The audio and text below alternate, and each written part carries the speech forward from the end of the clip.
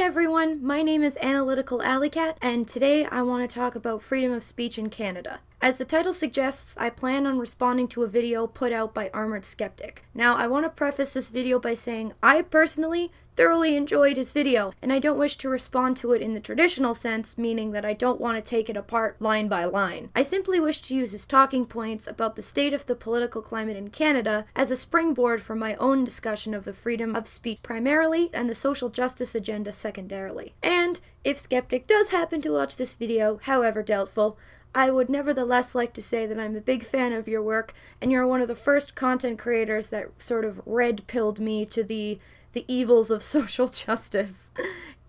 Keep up what you're doing, man. So Skeptic begins his video discussing a motion which recently passed in the House of Commons referred to as M103, or more commonly referred to as the anti-Islamophobia motion. While he specifically mentions it's not a law, I think it's important to lay out exactly what it is instead of being a law. The text of the motion in question reads that, in the opinion of the House, the government should A. recognize the need to quell the increasing public climate of hate and fear, B.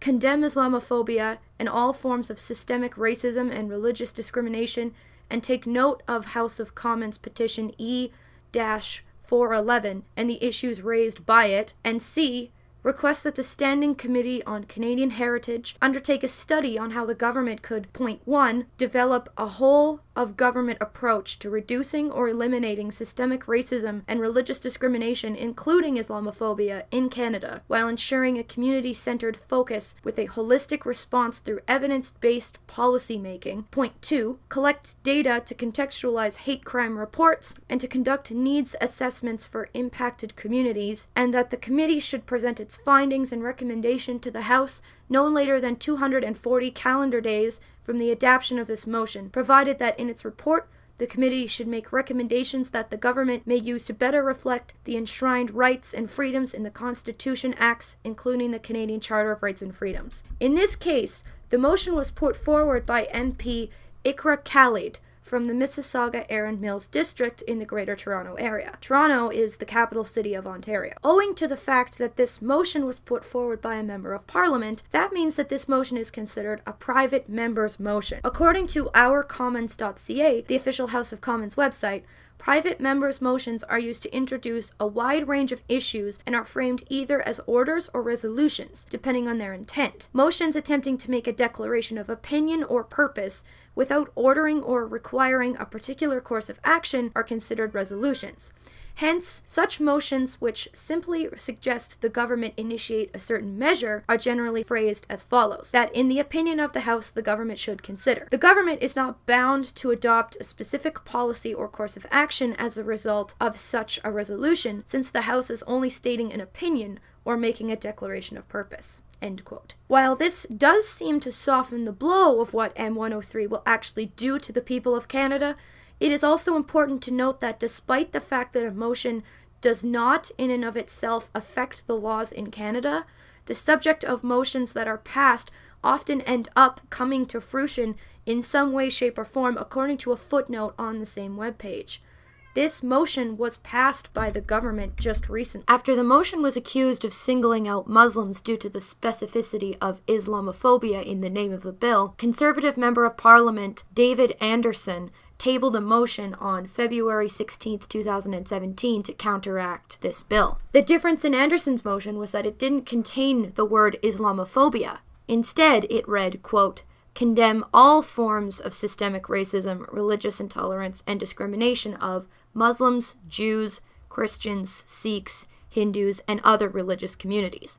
Unfortunately, Anderson's motion was defeated 165 to 126. The Conservative Party, Bloc Québécois, New Democratic Party, and the Green Party all voted in favor of the motion. However, the Liberal Party, unsurprisingly, voted against the motion. At the time of recording this video, the Standing Committee on Canadian Heritage is currently undergoing meetings dealing with this exact issue. And that is truly the scary part.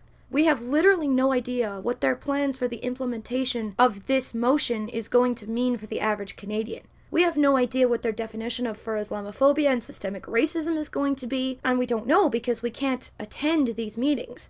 We have no say until they propose and draft the legislation. Will it mean that we cannot criticize the Islamic religion like the hardline Islamists would really want from us? Would it try to force acceptance rather than tolerance? Would it require the implementation of more hiring quotas, for example? What would that do to the state or freedom of speech? No one knows, and that's the big issue in my opinion. Skeptic then goes on to discuss a piece of legislation called Bill C-16. Bill C-16, made famous by the illustrious Dr. Jordan Peterson, is not, strictly speaking, exactly what Skeptic says it is. It is not expressly written within the contents of the bill that misgendering people will become illegal. The relevant parts of what the bill actually says are the following. Quote, "The purpose of this act is to extend the laws in Canada to give effect, within the purview of matters coming within the legislative authority of Parliament, to the principle that all individuals should have an opportunity, equal with other individuals, to make for themselves the lives that they are able and wish to have, and to have their needs accommodated, consistent with their duties and obligations as members of society, without being hindered in or prevented from doing so by discriminatory practices based on race, national or ethnic origin, color, religion, age, sex, sexual orientation, gender identity or expression, marital status, family status, disability, or conviction for an offense for which a pardon has been granted or in respect of which a record suspension has been ordered." End quote. Now, what has caused the accusation that this bill has in effect made misgendering people illegal is the ill-defined nature of the terms that have now been made protected characteristics. Nowhere in the text of the bill does it mention what constitutes gender identity and expression. So in essence, yes, this bill could certainly be used in that way, because many transgender people consider their pronouns as part of their gender expression. As is similarly the case with M103, we don't know what the legal ramifications of Bill C-16 will be until we are able to see the legal precedent that it sets. So until then, we'll just be sitting on our thumbs waiting for the worst to happen. Another issue I personally have with the wording of the bill is when it says individuals make for themselves the lives that they are able and wish to have and to have their needs accommodated. The way that this is worded brings up one rather obvious issue. Who gets to decide whether the life that any given person wishes to have and the accommodations that would thus be required are even valid or attainable under the laws as they're written? If you take the pronoun thing, is it constitutional to demand people who don't know you to automatically know, understand, and appreciate how to address you if you go by one of the non-binary pronouns? Is it morally justifiable to condemn a person whose character you are not intimately familiar with as being transphobic or bigoted because they misgender you accidentally or otherwise? While many may view the answer to these questions as self-evident, those in favor of the bill will commonly ask, well, why does it matter if this bill is just trying to stop discrimination? Don't you want to stop discrimination, guys? Stopping discrimination isn't what's at issue here. It's the means with which this goal is trying to be brought to fruition that is the issue. By suggesting a bill which has implications of compelled speech and broad general wording sets a dangerous precedent for future legislation. It allows for the infiltration of ideologically motivated ideas based on feelings rather than reason and facts to become instantiated into law. This opens us up for the potential for future abuses. The government should never have the power to force its citizenry to use any certain language in a free and democratic society. There's a difference between stopping speech and compelling speech. Bill C-16 was not the first iteration of an anti-transphobia bill, however. Historical Bill C-279, which was put forward in 2015 by a member of the New Democratic Party, NDP, was written nearly verbatim to C-16, with the exception that it actually included a paragraph which explained to us what would be considered gender identity. According to the bill, quote, "Gender identity means in respect of an individual, the individual's deeply felt internal and individual experience of gender, which may or may not correspond with the sex that the individual was assigned at birth." End quote. While I do find this definition rather wishy-washy, I'd still take it over no definition at all. Another point of interest worth noting is that nowhere in this legislation was the term gender expression listed. Likely because one cannot quantify what gender expression actually consists of. If you look at gender tag videos that have been going around recently, you'll likely get the impression that it often boils down to basic physical appearance standards like clothing, makeup, and how one decides to keep, or not keep, their body hair. How exactly are we supposed to legislate these nebulous choices and still be a free society? To see a real-life example of these misplaced ideals, look no further than mine and Skeptic's home province of Ontario. In 2014, a law was passed under the Wynne government which protects gender identity and expression under the Ontario Human Rights Commission, or OHRC. Here are some of the definitions for the terms in question. Quote, gender identity is each person's internal and individual experience of gender. It is their sense of being a man, a woman, both, neither, or anywhere along the gender spectrum. A person's gender identity may be the same as or different from their birth-assigned sex. Gender identity is fundamentally different from a person's sexual orientation. End quote. And then, quote, gender expression is how a person publicly presents their gender. This can include behavior and outward appearance such as dress, hair, makeup, body language, and voice. A person's chosen name and pronoun are also ways of expressing gender. End quote. I find these definitions interesting because in this case they sound an awful lot like the things that were discussed in Bill C-16. Dr. Jordan Peterson made a video on this topic back in September, and his interpretation of this was that the same people that created this gender identity stuff under the Ontario Human Rights Commission are the same people that propagated Bill C-16. Whether or not that's true, we don't know, but it wouldn't surprise me in the least. In order to understand the severity of this situation, one must also factor in how discrimination and harassment are defined. The OHRC have appropriated these definitions and warped them into something completely unrecognizable from all previous dictionary iterations. In their view, quote, discrimination happens when a person experiences negative treatment or impact, intentional or otherwise, because of their gender identity or expression, end quote. The problem with this assertion is that it negates the spirit of hate crime laws and provisions entirely. The premise of hate crime laws at their most fundamental level is to prove that a person committed a crime against another person that was motivated by some form of prejudice, in this case, transphobia. Under this framework, there is no way to establish a causal link between any given action and a pre-existing discriminatory attitude or mindset in the defendant because it's simply the action that matters, not what motivated it. Whether or not a hate crime occurred is entirely at the whim of the individual trans person and what they see as negative treatment. If you take this definition to its logical conclusion, we are in essence giving legal legitimacy to microaggressions. Microaggressions, if you've seen the teal deer video, haven't been conclusively proven by science. A statement or action one claims is negative treatment, another may not take offense to in any shape or form. We have legislated the feels before reals sentiment. This piece of legislation has effectually stripped the requisite mens rea, or guilty mind component of a crime, and dismissing intent. It goes on. Quote, harassment is a form of discrimination.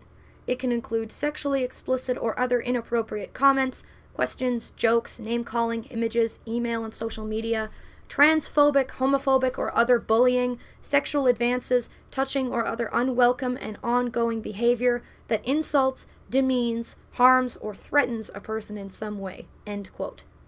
Given that definition of threats and harm that the SJWs have been coming up with in the recent past speaks to how this legislation could so very easily be weaponized. To them, sexual preference, misgendering, questioning of the gender spectrum narrative, and many other social faux pas are akin to violence in their minds. Even the very making of this video could easily be interpreted as violence or harassment by someone because of the topics I'm discussing right now. The FAQ section on the OHRC's website paints an even starker picture of what this means for our freedoms.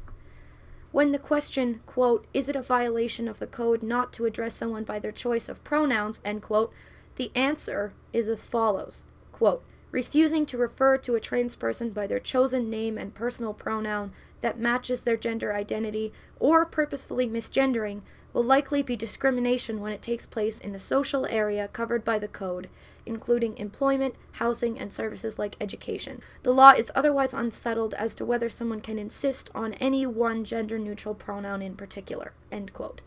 So at present, the individual trans person does not have the legal backing to decide which pronoun they wish to use, with the exception of male and female. They can't legally compel any given person to use they, them, or the list of z, zim, zur, and whatever nonsense words become pronouns in the future. But who's to say that that isn't going to change as these pronouns become more widely used and promulgated? It's also important to note that it said that it would only be considered discrimination in certain areas of province-run public services.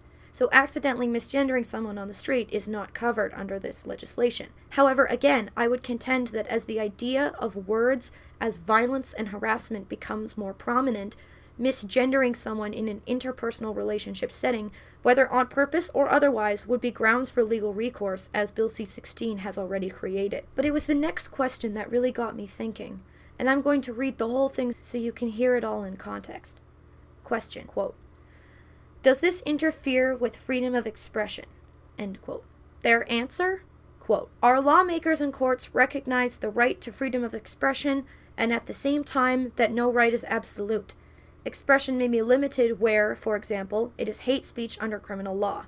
The Supreme Court has also found that some limits on free speech are justifiable to protect people from harassment and discrimination in social areas like employment and services. On the other hand, decision makers have said that freedom of expression is much less likely to be limited in the context of a public debate on social, political, or religious issues in a university or a newspaper."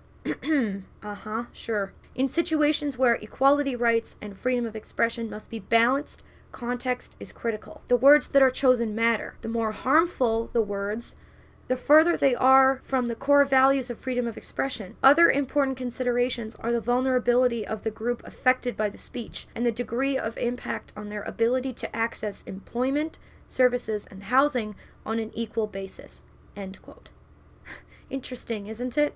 What I find particularly egregious is that being a protected class of which trans people are a part of somehow makes hate speech more severe. This categorically instantiates the power plus prejudice narrative that we keep seeing everywhere, and that I have incidentally learned in school numerous times. "The more harmful the words," the article says, but who determines what words are harmful?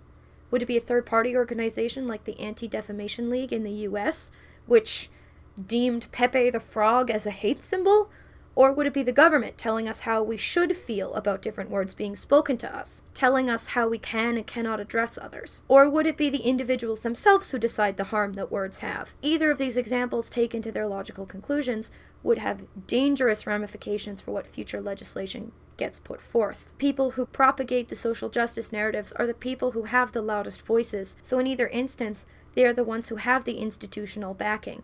They're the ones that staff the Anti-Defamation League, they're the ones that are involved in the governments that are putting forward these legislations, or they're the people that are getting offended, and they're the ground soldiers that are speaking up the loudest and fighting for their right to not be offended. Freedom of speech is seriously threatened under legislations like these.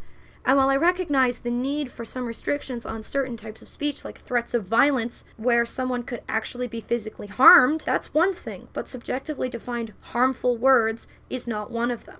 Misgendering someone does not bring about physical harm. Because how do you quantify how harmful a certain word is?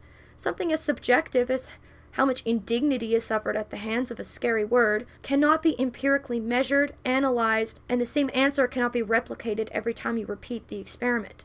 If you take one group of people, a cross-section of the Canadian population, you might end up with a certain result. This one particular word in question could offend half of the people in your sample group, but you could go on to the next cross-section of the population and find only a quarter of them are outraged by this word, or maybe even less than a quarter. What if it's only an eighth? What if it's none of them? You can't replicate this because you can't quantify how harmful a word is to different people. There are many arguments in favor of freedom of speech that have been made in recent years. Skeptic's argument is really interesting, and is one that I myself had not necessarily considered. In his opinion, the existence of freedom of speech is important because it allows the citizenry of a country to question the official account of its government. I personally tend to take up the position that Jordan Peterson makes, that the opposition of freedom of speech laws is founded in the basis of principle. Not only are they an imposition to the core notion of freedom of speech as set forth by our founding fathers to the country, but it eliminates the social policing, as it were, of people who hold stupid beliefs. Someone who holds a specific opinion, say a Nazi sympathizer, who can't voice his beliefs, will fester underground, and it breeds unrest within him. Whereas, if we simply let them say what they want, they can remain a small, ignored minority. They get the opportunity to allow other people to tell them that they're wrong, and they get exposure to counter-arguments. To see justifiable proof that this actually works in practice, one needs to look no further than the evangelical theocratic right-wingers that the atheist skeptic community would go after before SJWs became prominent.